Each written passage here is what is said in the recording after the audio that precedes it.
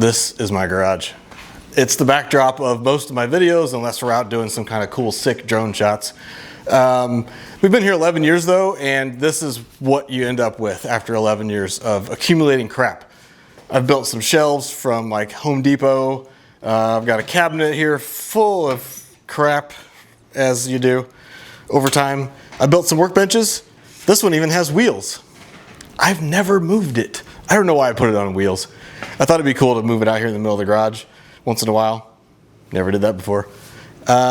It's time though to completely reorganize and clean this place up a little bit and make it more functional for what I'm doing in here. And to help with that is actually this video's sponsor. For the first time ever, I have a sponsor, Fleximounts. They sent me their 2-tier garage systems. This one is 8 foot long, this one's 6 foot long.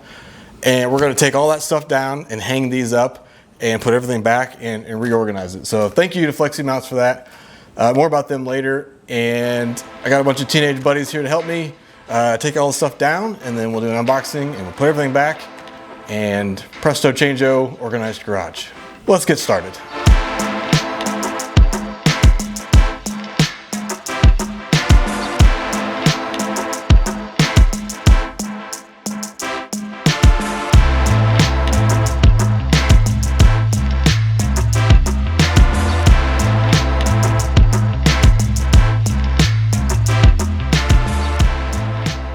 The teenagers ditched me last night when I went to take all the stuff down, but it actually didn't take as long as I thought it was going to.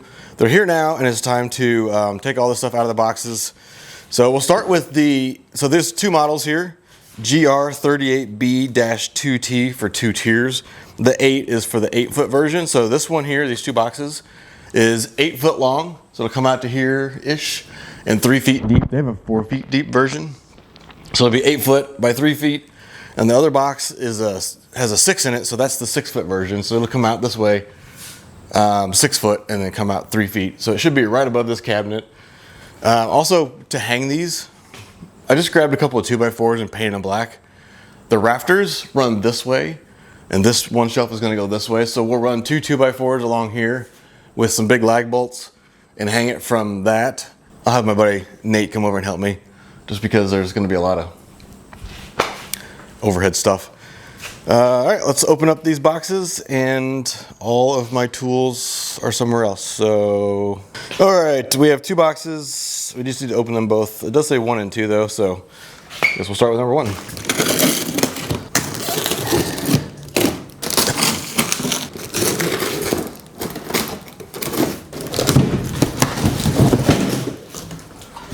Sweet.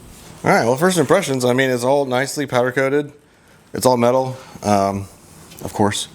They're load rated to, it says once it's hung properly, and I don't know which part I'm holding here, but it says the whole thing is load rated to 2,000 pounds, and each shelf is 500 pounds, so that adds up to 1,000 pounds. So the working load is 1,000 pounds total, but tested up to 2,000 pounds, which is pretty crazy. Code right here? Yeah.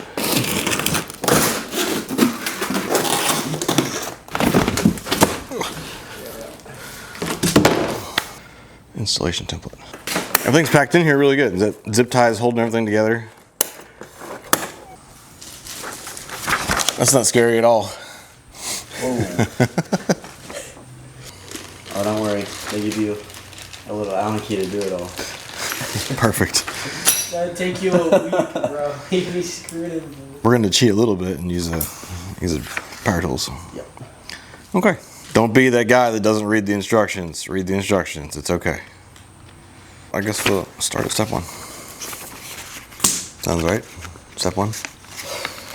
So 3 is going to be L-shaped vertical post, 8 pieces. Okay, so this is adjustable height from the ceiling. The total height of the shelf is adjustable, including the middle one too. So I wanted it roughly the height of the top of that cabinet, so that it could live right above the cabinet and have just over 6 feet of walking space underneath it.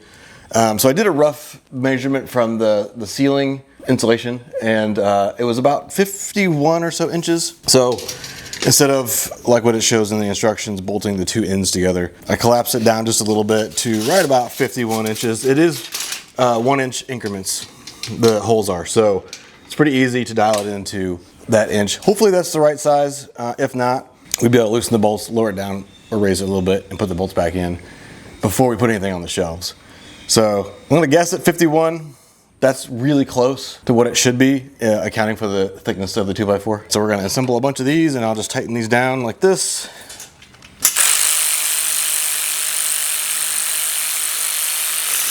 Okay, so now all 6 of these vertical posts will need this. This is the ceiling mount. This is a much beefier piece of metal, by the way. And it's just gonna go on somewhere like so. And these corner ones, this one's a corner one. We're gonna use this tab here as a cross brace, so it'll go like this to make it sturdy. Ooh, that's quick. Don't scratch the metal. Come on. All right, so if it's not obvious now, this will be this corner, like this. So now we'll do the other 4 corners and then the 2 middle ones.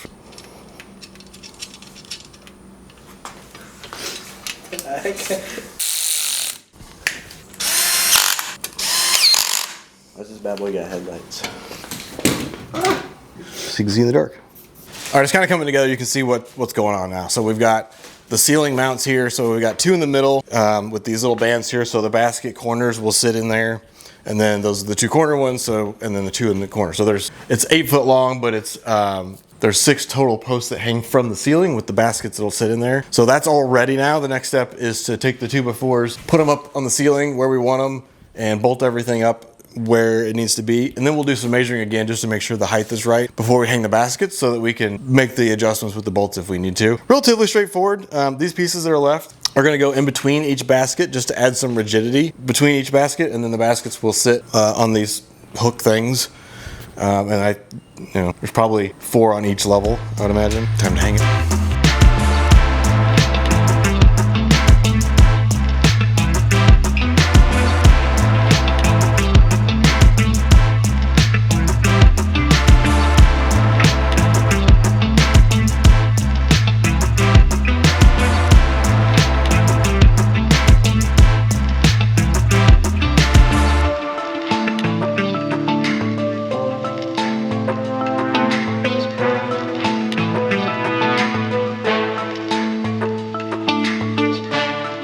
Okay, we've got everything hung.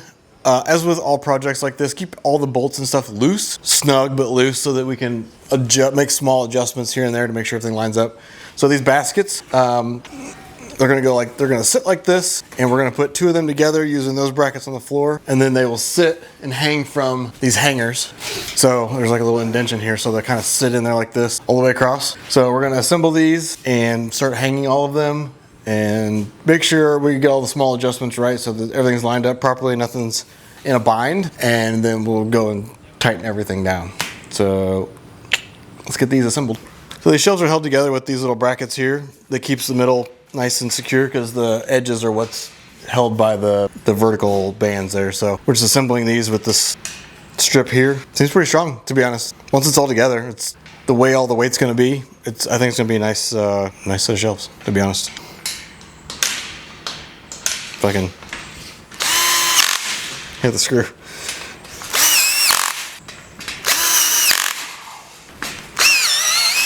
Oop. One more. Where'd you go, Sam? Okay, now that we have everything in place like it's supposed to, there's still a bunch of bolts left. Bolts here, in between each one of these cages, bolts them together. Before I went and tightened everything down though, I realized the 2 hardest bolts, or 4 hardest bolts, were these back ones. Because they're facing the wall and you gotta come in from the back side. So leave everything loose and hanging just enough so it's safe. But then you can pull this out from the wall a little bit and get behind there and get them started by hand, and then use an Allen key and tighten them up. So it's these 2 and the 2 right above it. Those are the hardest ones of the whole thing, just because it's up against the wall. Now that all that's done, and it's just kind of hanging here, but it's still secure. Now I can go through and put bolts in everything, and then a couple of longer screws through the brackets into the wall. on this side and that side, so the whole thing is also screwed to the wall plus the ceiling. And that'll be it for this shelf. Rinse and repeat. We're gonna open the box for the 6-foot model. It's gonna hang right here. And I'll have 2 shelves. Well, I still have some work to do, but I'm really happy with how this turned out. I've got them all hung. Again, the right side is the 8-foot long version and the left side is the 6-foot. They both look like 6 foot just because that one goes up into the corner a little bit. Also, I'm really happy with the way the floor space is opened up. And I think what I'm gonna do is build at some point, not for this video, but at some point, a workbench that goes from that corner and wraps around. This cabinet can get moved down to here.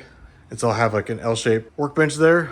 But yeah, this is sturdy and really easy to put together. It's just time consuming, but it's turning out really good. And I like it a lot. All right, installation is done. I wanted to show just how sturdy this thing is. It's kind of ridiculous.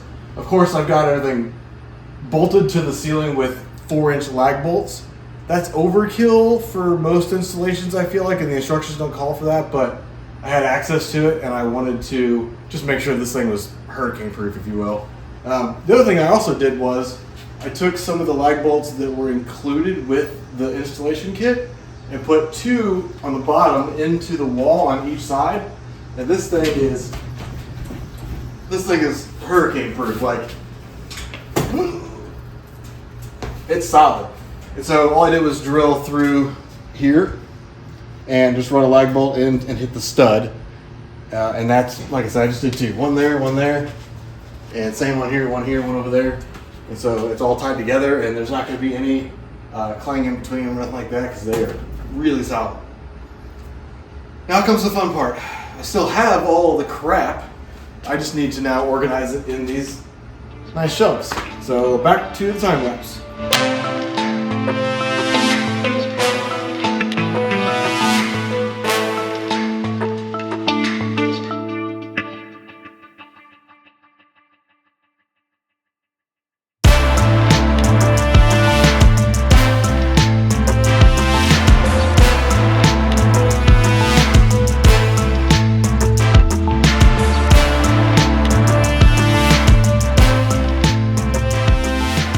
You know how when you're doing like a timing belt on your engine and you decide, while I'm in there, I'm gonna go ahead and do this or that?